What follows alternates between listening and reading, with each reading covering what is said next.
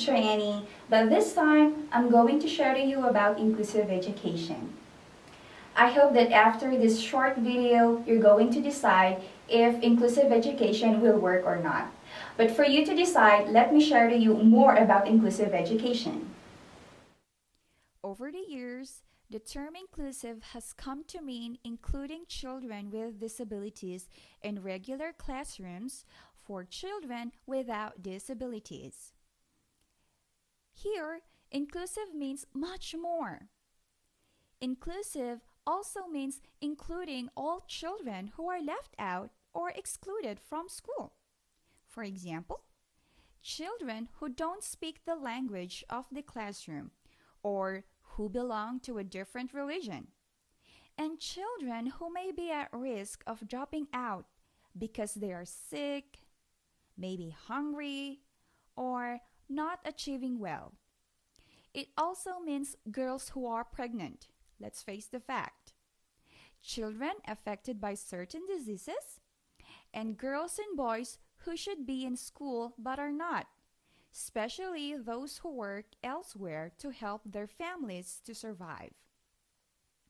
Inclusive means seeking all available support from school authorities, the community, the family, educational institutions, health services, and of course, the community leaders. If you were able to read your reading material under inclusive education, you will know that there are many benefits of it. If you did not, I strongly agree that you read your reading material since I'm not going to highlight them this time. What I'm going to share to you with the next few minutes is that on how to handle inclusive classroom. Why is that? It is because even though inclusive education has a good purpose or good benefits, some teachers still struggle on how to be an effective teacher in inclusive classroom. Here are some tips for planning. First one, collaborate with special education teachers, related service providers on a regular basis since you're not going to work alone. Be aware of student needs and provide the accommodations listed in your students' individualized education programs. Later on, you're going to learn what IEP is about. Third one, you can actually use a variety of co-teaching methods. For example, this is what we call alternative teaching. One teacher teaches or enriches a concept for a small group, while the other monitors or teaches the remaining students. The next one is the parallel teaching. Students are divided into mixed ability groups, and each co-teaching partner teaches the same material to one of the groups. Lastly, it is what we call the station teaching. Small groups of students rotate to various stations for instruction, review, and practice. One of the most important things that teachers should consider is on how to handle classroom management. So, if you are handling inclusive classroom, here are some tips. First one, create a structured classroom. This may include designing separate areas for group and individual work for reading or art, as well as creating a daily classes schedule. You also need to display some classroom rules. Post the daily schedule for your students not to be confused. You can also develop classroom cues for settling down to work, getting out materials, and quieting down.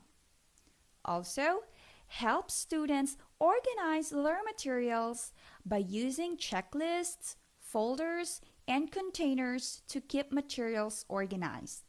And lastly, visually monitor students' activity. The next thing that I'm going to share to you are some tips for structuring lessons. Later on, you're going to know how to make a lesson plan. But here are some things you need to consider. The first one is differentiated instruction. You already discussed this one in your previous lessons, right? Another one is the UDL, which I discussed to you in your previous lecture video. You have to consider the three principles of it: the multiple means of representation, multiple means of expression, and the multiple means of engagement. For sure, you're going to use cooperative learning strategies. You have to consider three things under this. First, the task must be authentic and worthwhile. The task must be appropriate for the students working in groups. And of course, cooperative behavior should be taught to and used by students. You might as well want to use graphic organizers just like this in making your lesson for you to deliver your lessons easier. Another one, use the instructional sequence of I do, which is the teacher model, we do, group practice, and you do, individual practice. After sharing the information to your students, you have to give some group practice and individual practice for mastery. Of course, lastly, use ongoing informal and formal assessment to monitor student progress. This is very important. Always remember to ensure success for every student in general education classrooms, teachers must plan collaboratively, create structured classrooms with clear rules and expectations, and of course, teach content in meaningful and memorable ways. I hope that this short video helped you to understand inclusive education. Try to reflect on how you're going to be an effective inclusive teacher someday. Thank you so much and see you next time.